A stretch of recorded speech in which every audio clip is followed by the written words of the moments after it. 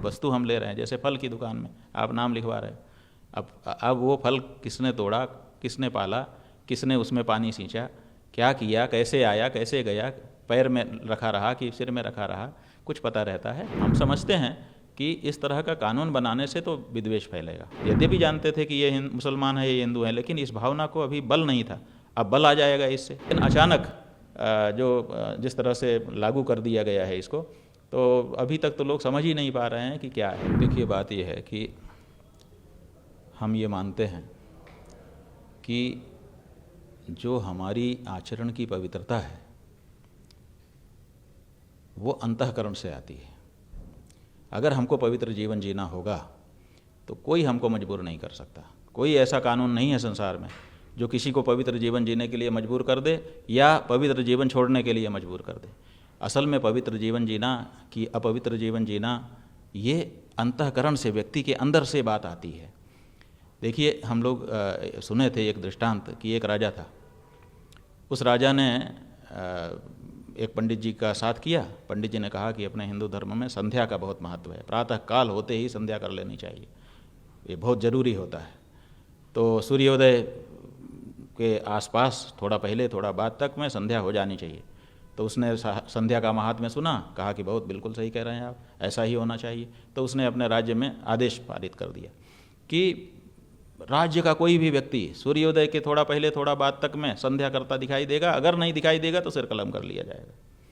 तो सब लोग संध्या करने लगे। भाई ठीक है, राज आज्ञा है, कोई क्या करेगा, वो तो मानना ही पड़ता है सबको।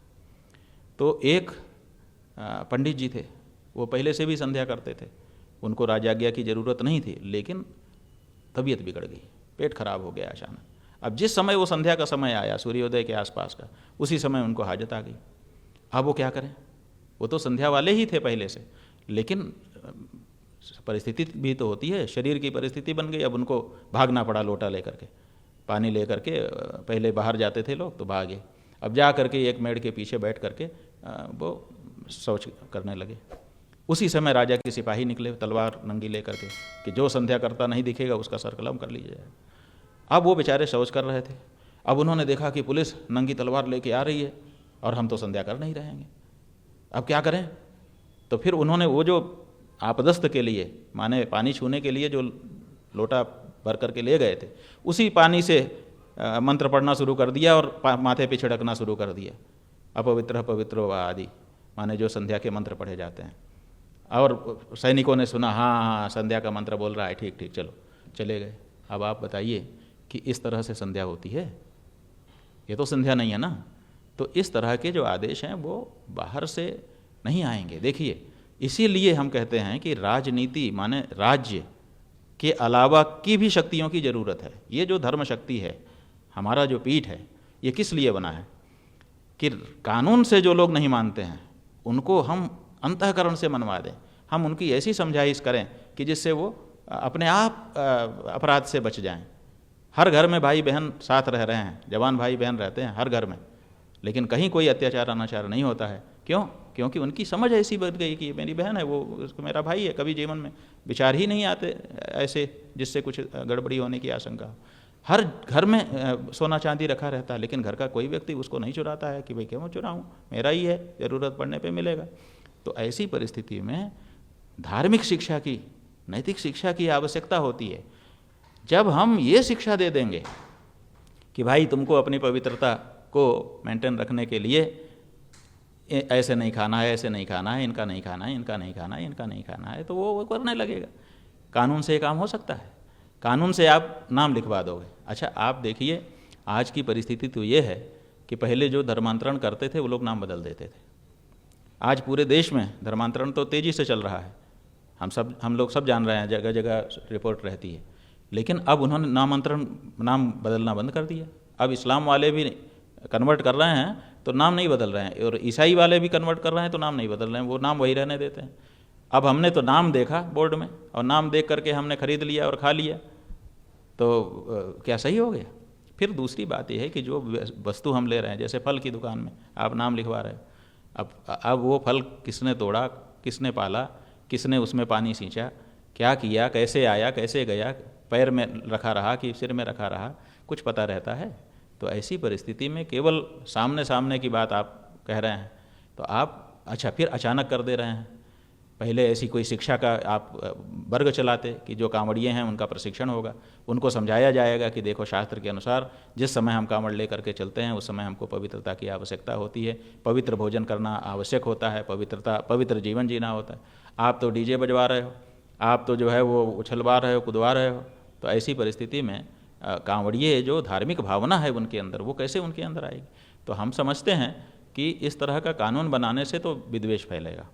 हमारा अपना सोचना है। बहुत से हिंदू इसमें कह सकते हैं कि देखो ये फिर ऐसी बात कर रहे हैं अविमुक्तेश्वरानंद, लेकिन जो सच है वही तो हम कह सकते हैं। आखिर हम कैसे कह दें कि ये सही है?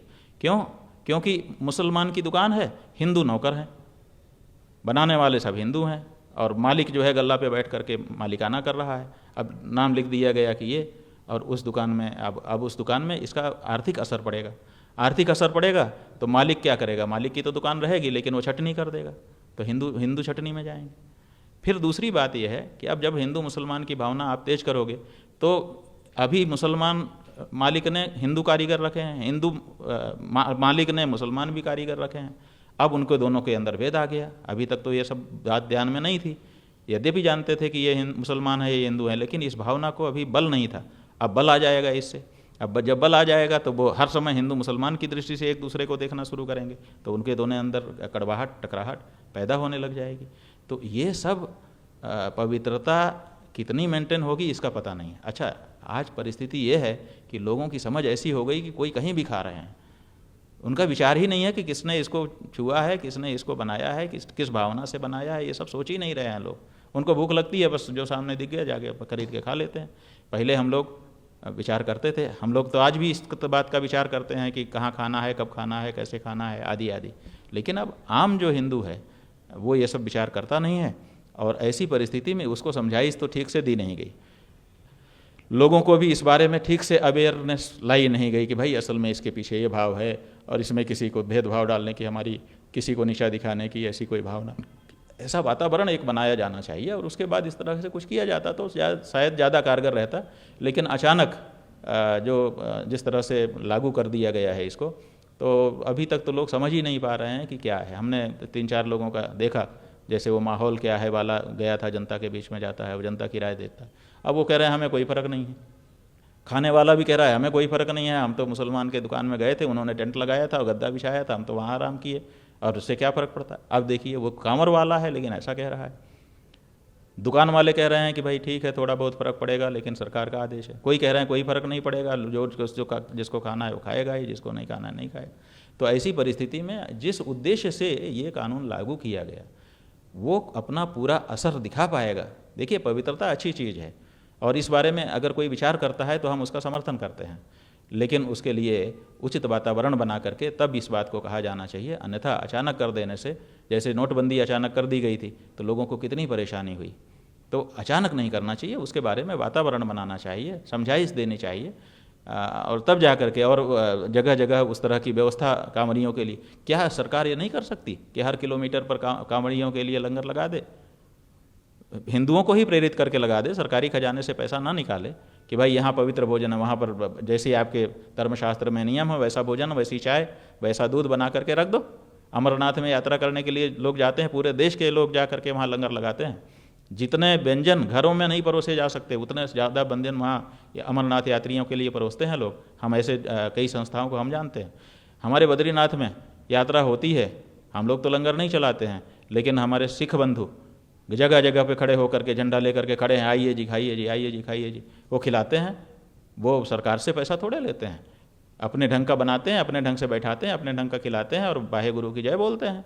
तो उसी तरह से क्या कांवड़ियों के लिए समाज के लोग आगे नहीं आ जाते अगर सरकार आग्रह करती कि आप लोग पवित्र भोजन करिए, और पवित्र भोजन कराने के लिए इन संस्थाओं को अनुमति दी जाती है और अवसर दिया जाता है, तो कांवड़ के रास्ते में जगह जगह ऐसी व्यवस्था हो जाती है। सामान्य रूप से लोग करते ही हैं, तो फिर कानून की भी ज़रूरत नहीं पड़ती और पवित्रता भी मेंटेन हो जाती है।